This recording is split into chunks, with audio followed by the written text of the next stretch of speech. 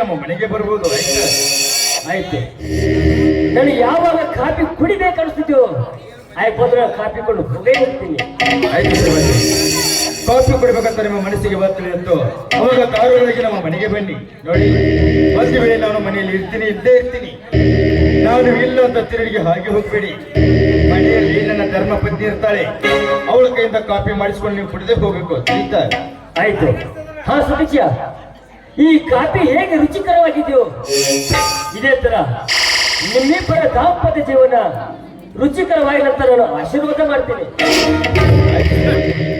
ನಿಮ್ಮ ಆಶೀರ್ವಾದದಿದ್ದರೆ 100 ವರ್ಷಕ್ಕೆ 1000 ವರ್ಷ ಬಾಳಬಹುದು. ಹಾ ಸತೀಶ, ನಾನು ಅರ್ಜೆಂಟ್ ಆಗಿ ತೋಟದ ಮನೆಗೆ ಹೋಗ್ಬೇಕಾಗಿದೆ. ಬರಲ್ಲ? ಆಯ್ತು ಶ್ರೀಮಂತರಿ, ಹೋಗಿ ಬನ್ನಿ.